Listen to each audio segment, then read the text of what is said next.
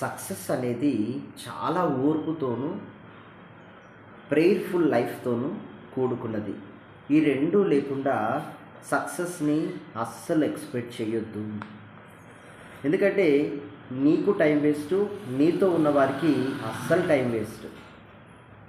దీని కొరకు best example Bible గ్రంథంలో మనం ఎవరి గురించి అని తెలుసుకోవాలి అని చూస్తే పర్ఫెక్ట్‌గా యోబుకున్నంత ఓర్పు 1% అందులో మనకున్న సక్సెస్ అయిపోతాం. గొప్ప అద్భుతాలు, బలమైన కార్యాలు దేవుని మూలంగా చూస్తాం. యోబు చాలా ఓర్పు కలిగి ఉన్నాడు. తన శరీరం మీద ఒక భయానకమైన వ్యాధి వచ్చినప్పుడు తన ప్రాణ స్నేహితులు, బంధువులు, తనతో ఉన్న తన భార్య ద్వేషిస్తూ, దూషిస్తూ, తన హృదయాన్ని ఎంతో బాధించే బాధాకరమైన మాటలు అంటున్నారు. ఒక్కరోజు, 2 రోజులు, నెల, సంవత్సరం కాదు, కొన్ని సంవత్సరాలు తన ఓర్పును తాను కాపాడుకున్నాడు. అందుకే దేవుని మూలముగా నీతి కిరీటాన్ని పొందుకోగలిగాడు. ఈ భూమి మీద 2 దీవెనలు ఊజు దేశమందు పొందిన నరుడు ఎవరైనా ఉన్నారా అని చరిత్ర తిరిగేస్తే యోబు అని చెప్పకనే చరిత్ర చెప్తోంది. దేవునికి మహిమ కలుగునుగాక. మన మధ్యలో కూడా మనుషులు 2 రకాలుగా విభాగించవచ్చు. ఒక గ్రూప్ ఏమో ఆశావాదులు, రెండవ గ్రూప్ ఏమో నిరాశావాదులు. ఆశావాదులేమో మాకు వాగ్దానాలు ఉన్నాయి, దేవుడు నెరవేర్చగలిగిన దేవుడు, ఆయన మాతో ఉన్నాడు, ఆయన వాగ్దానాలు మాతో ఉన్నాయి, కాబట్టి మేము సంఘ సహవాసములోను, క్రమశిక్షణలోను క్రమంగా ఉంటూ వేకుజామునే లేచి, అలాగే ప్రతి సాయంకాలము కృతజ్ఞత స్తుతి నైవేద్యం ఆయనకు అర్పించి కుటుంబ సమేతంగా అన్నిట్లో నమ్మకంగా ఉంటూ ఆ వాగ్దాన నెరవేర్పు కొరకు ప్రతిదినం ప్రార్థిస్తూ తగిన కృషి ప్రతిదినము జరిగిస్తూ ఉంటే చాలు, ఆకాశమందున్న దేవుడు ఆశీర్వదించి ఈరోజు కాకపోయినా రేపైనా దేవుడు ఆశీర్వదించి అభివృద్ధి చేస్తాడనే నిరీక్షణతో సాగుతూ ఉంటారు ఆశావాదులు.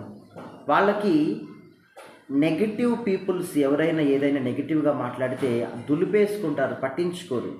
ఎందుకంటే దేవుడు వీళ్ళ పక్షంగా ఉన్నాడు, దేవుని వాగ్దానాలు వీరితో ఉన్నాయి. అనుదినము చేస్తున్న ప్రార్థనలు వీరికి ధైర్యంగాను భక్తిగాను ఉంటున్నాయి. వీరి భక్తి వీరికి ధైర్యాన్ని పుట్టిస్తోంది, నిరీక్షణతో ఉన్నారు. ఆ నిరీక్షణ వారిని సిగ్గుపరచదు అనేది కూడా ప్రతి క్షణం వారికి తెలుస్తోంది.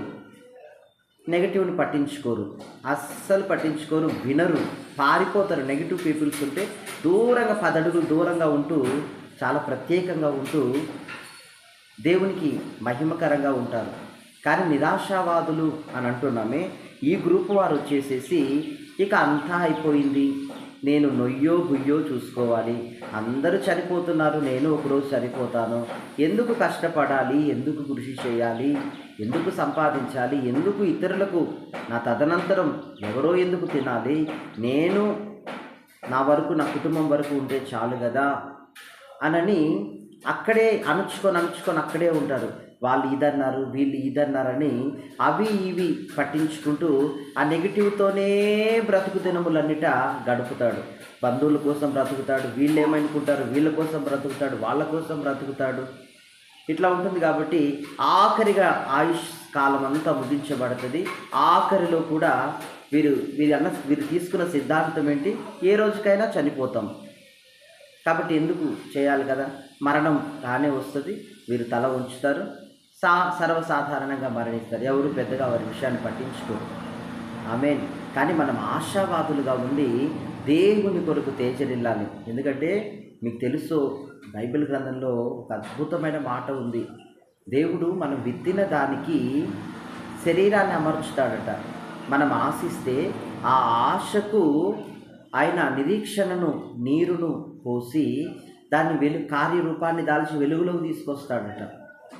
అట్లా మనం ఆశించాలి, మనం ఆశించింది ప్రార్థించాలి. అప్పుడు ఓర్పుగా ఉండాలి.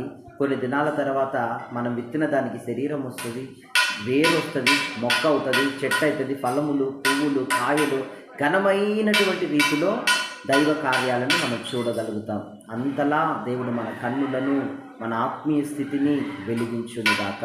God bless you.